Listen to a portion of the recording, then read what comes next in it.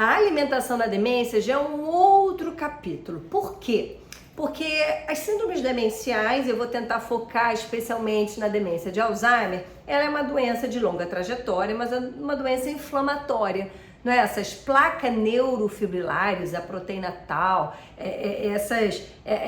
esses sinais, não é, que começam lá atrás pelo processo de degeneração, de inflamação, que vão se depositando aqui nesses lobos, né, frontal, parietal, lá no local que tem as emoções, na amígdala, no sistema límbico.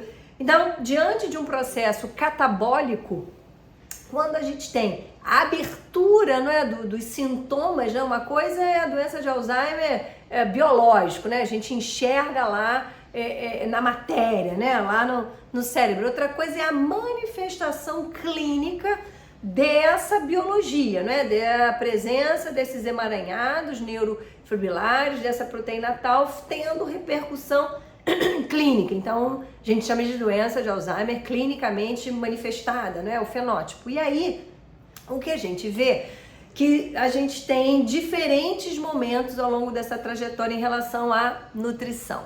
Primeiro, a gente até já colocou no outro filme, né? Que há um risco nutricional da pessoa idosa, isso é inerente de alguma forma por conta da anorexia, do envelhecimento, né? Essa redução da ingesta, um prato, né, menos colorido, mas isso não é normal. A gente precisa identificar quando isso acontece e fazer suplementação, estimular a realização, né, do cozimento, da oferta, né, de um prato colorido com todas as quantidades importantes, né, são necessárias. Somente, eu sempre falo da proteína porque há uma perda proteica, o cálcio também é importante porque há uma perda óssea. Mas numa fase leve, por exemplo, eu esqueço de comer porque eu não sinto aquela vontade. E se eu moro sozinha, ou eu moro, sei lá, só com meu marido, né? Às vezes eu tenho que cozinhar só para ele. Então, a gente também vai reduzindo algumas motivações. Então, a gente faz coisas mais fáceis. E quando eu esqueço de comer e faço coisas mais fáceis, então a chance de um emagrecimento sem motivo algum, de uma anemia. Olha só, eu já tive pacientes com demência numa fase inicial com anemia, porque era uma anemia carencial, era uma anemia porque a pessoa não comia. Então eu juntava uma perda de peso e um cansaço, olha só, uma perda de peso e um cansaço nessa fase leve, em virtude de um empobrecimento nessa alimentação, um empobrecimento de qualidade, um empobrecimento de quantidade. Eu fico, às vezes, não é, mais lenta para cozinhar, eu tenho mais medo, pode ser que eu já tenha, sei lá, deixado a panela no fogo ligado, tenha cortado o dedo, ou não tenho paciência mais, ou é muito difícil de eu cozinhar, agora eu não tenho mais destreza, e numa fase leve essa percepção, não tenho ninguém para ajudar, então acabo eu, enquanto, né, portadora de demência, vamos colocar assim, piorando esse risco nutricional. Quando eu falo da demência moderada, eu dependo muito mais, não é, de uma outra pessoa para cuidar de mim. Então eu dependo de alguém, não para às vezes eu ainda consigo comer, mas para fazer a comida para mim, para me servir. Então a demência moderada, que é aquela eu fico mais desorientada, eu fico mais perdida, eu tenho mais manifestações, não é? Às vezes de irritabilidade, apatia, síndrome do pôr do sol. A fase moderada é aquela que você tem uma perda muito clara, muito evidente dessas funções cerebrais superiores, né? Então eu não posso estar sozinha em nenhum momento, eu não posso sair na rua sozinha, eu efetivamente não consigo mais exercer as minhas atividades instrumentais de vida diária. Então comprar, sei lá, comida no mercado, comprar os remédios, fazer a comida, eu tenho essa dificuldade, então eu dependo de pessoas. E quando a gente depende de pessoas, fica pior ainda. Então eu dependo de quem faça a comida e quem me oferte, né? Quem me ofereça. E aí, na fase avançada, surge mais um item dessa questão nutricional, que é a disfagia. Então eu já não venho me alimentando bem, porque eu esqueço, porque eu não tenho mais interesse, a comida tá sem gosto, a minha boca tá muito amarga, eu escuto isso, né? a comida está muito amarga, a comida está muito seca, eu não produzo saliva o suficiente, não consigo aquele bolo, né, alimentar, e aí eu não consigo também engolir. E aí quando eu não consigo engolir, eu não consigo às vezes mastigar direito, ou eu consigo mastigar, mas eu tenho uma flacidez aqui, então eu preciso que a consistência alimentar seja mudada. Então eu tenho que comer comida mais pastosa, e aí essas diferenças, né, de consistência, com o tempo, elas também vão modificando e até uma comida mais líquida.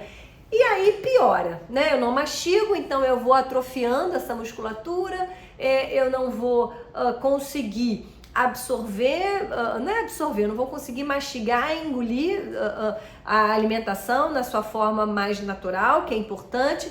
E aí quando eu trituro, quando eu liquifico, eu vou perdendo as propriedades nutricionais da alimentação.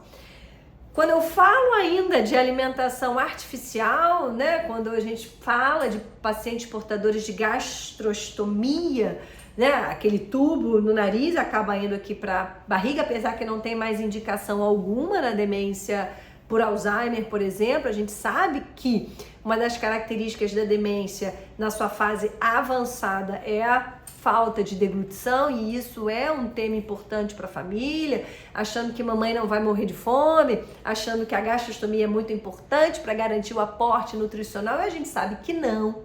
A gente sabe que não garante a nutrição, a gente não garante que vai ganhar peso, a gente não garante que vai reverter a sarcopenia, muito menos a osteopenia, a gente não garante que vai impedir de ter quedas, que tenha broncoaspiração, porque um problema da disfagia é a broncoaspiração, a gente aspirar alimento, né, que o alimento fica aqui grudado, indo lá para o pulmão, a gente não previne.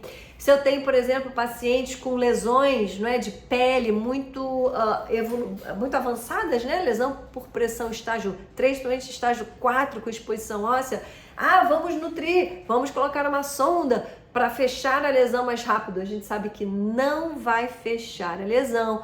Isso é um marcador, inclusive prognóstico, isso é um marcador de tempo mais curto de vida, as lesões por pressão, estar mais acamado, a perda de peso. Então, na demência é um pouco diferente, porque se antes, lá no outro filme, eu falei da anorexia do envelhecimento, que pode acontecer por uma série de razões fisiológicas, não é?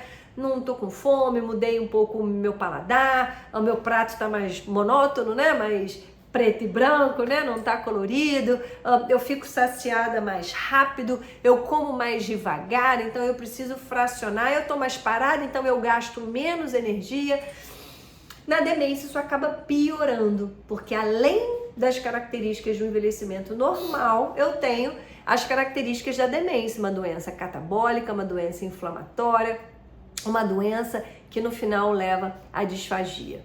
Espero que esses 2 vídeos tenham ajudado a compor aí um pouco o cenário da desnutrição e o risco nutricional da pessoa idosa para vocês, e esse último principalmente sobre as síndromes demenciais. Escreva aí, curta aí no canal, no YouTube, a gente está tentando melhorar. Esse ano está sendo um ano de teste, para ano que vem a gente conseguir aprimorar e entregar a você coisas de mais qualidade, conteúdos, não é? Que sejam bastante interessantes para você enquanto filho, filha, e para você enquanto pessoa idosa que quer buscar aí caminhos para a qualidade de vida. Até o próximo.